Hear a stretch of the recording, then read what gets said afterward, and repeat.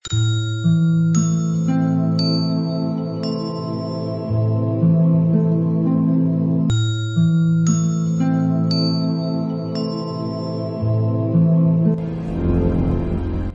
kok mafia. Kisah dari sahabat bercerita, Ifat. Dituliskan dan dibacakan oleh Dasa. Namun plot cerita telah digubah agar dapat menjadi sebuah karya cerita pendek tanpa mengubah inti cerita. Selamat mendengarkan. Sore ini hujan lagi. Aku gak bisa kemana-mana. Kupikir hal yang paling pas saat ini adalah menyeruput secangkir kopi. Secangkir kopi Arabica hangat ditemani empek-empek yang masih panas. Sangat sempurna. Sesempurna wajah aktor Korea Hyun Bin. Tampilannya menarik dan tesnya enak. Lebih enak lagi karena empek-empeknya adalah buatan tanganku sendiri. Kata keluargaku sih, empek-empek buatanku juara. Jadi, layanan delivery yang sudah menjamur sekarang ini memberikanku kesempatan menyalurkan hobi yang akhirnya punya nilai jual seperti mami toko. Keputuskan bersedekah aja lah untuk perut-perut yang lapar. Menjual maksudku. Soalnya mereka bayar. Kita kembali ke kopi yang tertunda tadi gara-gara bahas sedekahan empek-empek. Dagangan maksudnya. Aku pun ke dapur mengambil tekoku yang imut berbahan stainless steel yang biasa kugunakan untuk memasak kopi. Lalu ku ambil 2 sendok biji kopi dan menghaluskannya di grinder kopiku juga yang imut. Info aja, aku suka yang imut-imut dan unik. Lucu aja, sepertinya mewakili diriku yang juga lucu. Eits, jangan protes dong. Ramadan gini ikhlasin aja lah. Keikhlasan puji orang kan pahala. Soal grinder itu, aku suka menggiling kopiku sendiri secara manual, bukan memakai mesin. Aku sih percaya, sentuhan tanganku pasti selalu yang terbaik. Aku pun menikmati setiap prosesnya. Menggilingnya, memasaknya di teko, lalu menyaringnya dengan kertas filter di gelasku. Kalian para penikmat kopi pasti setuju. Proses ini menyenangkan dan aku bisa menikmati aroma biji kopi sepuasnya.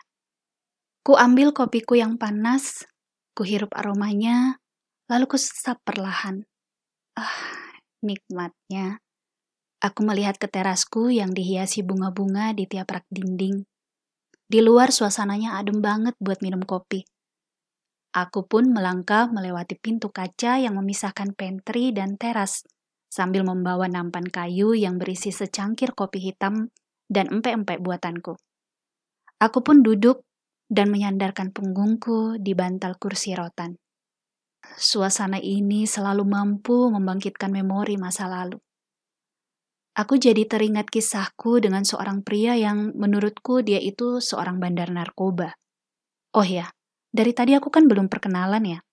Namaku Ifat. Kata teman-temanku, aku itu orangnya ceria, apa adanya. Kadang aneh sih menurutku, tapi nggak neko-neko juga kok. Dan bagiku, jauh dari orang tua itu penyiksaan. Aku dan si pria itu berkuliah di fakultas yang sama 8 tahun yang lalu. Sebut saja namanya Ebeng. Aku memanggilnya begitu. Saat kuliah, kami nggak pernah ngobrol, meski kami satu angkatan. Aku melihatnya aneh. Dulu dia berpakaian seperti pasha ungu. Kalian tahu kan, dulu gaya berpakaian anak laki-laki yang gantungin rantai gede di celana jeans mereka. Aneh bukan?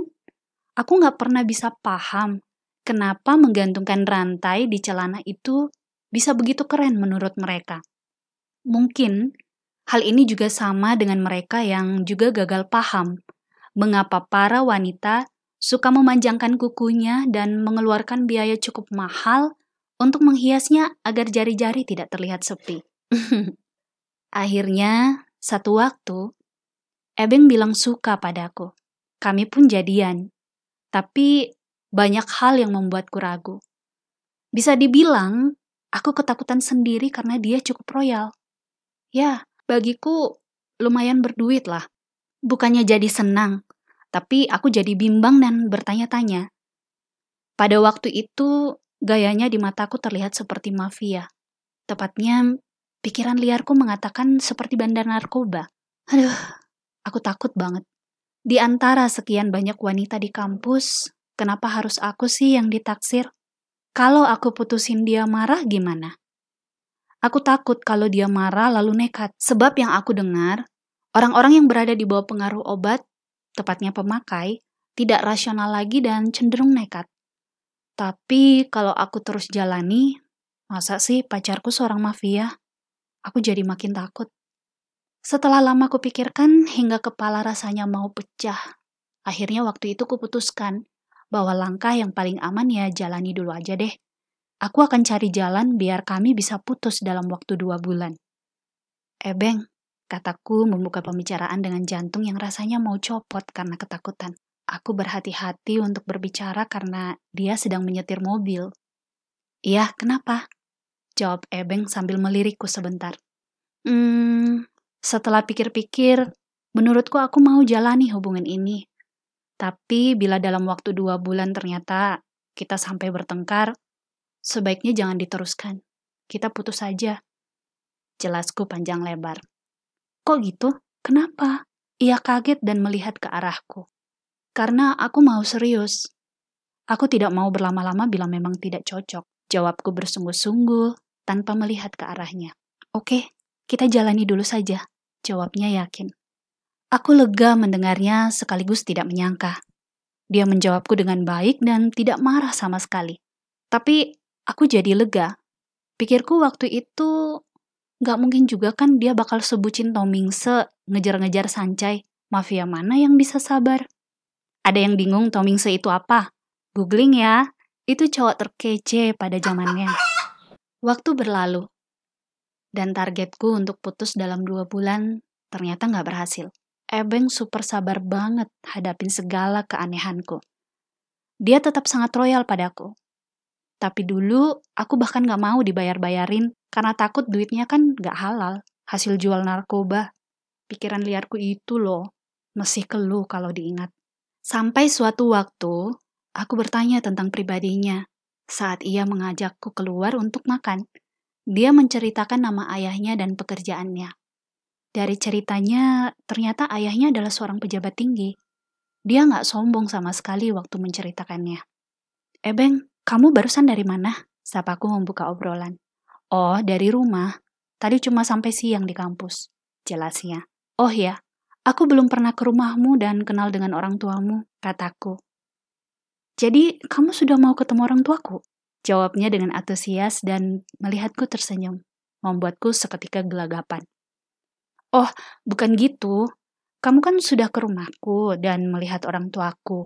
Tapi, kamu kan tidak pernah cerita siapa orang tuamu, apa yang mereka kerjakan, apa mereka tahu soal aku.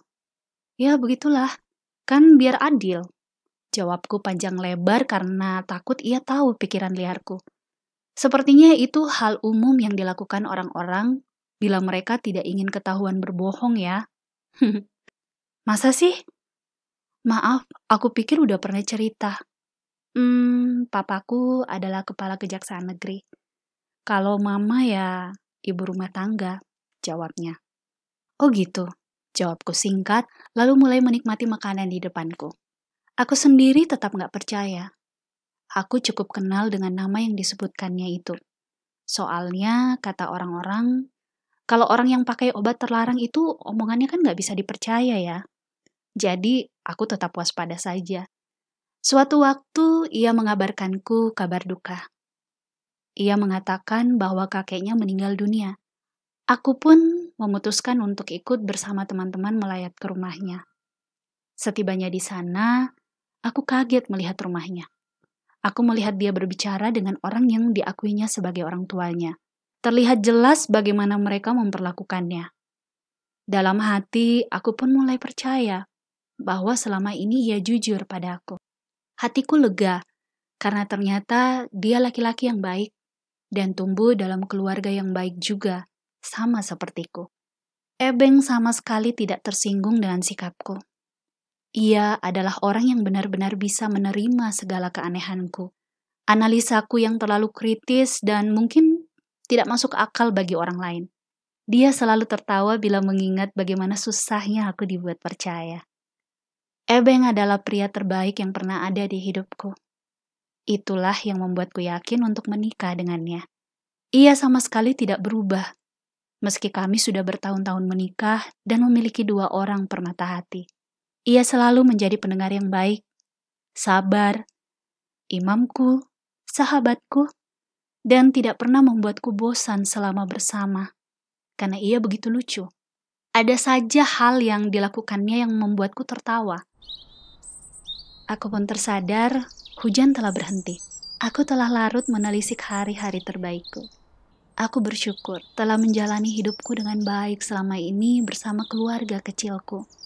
Mungkin lebih tepatnya, aku adalah salah satu wanita terbahagia.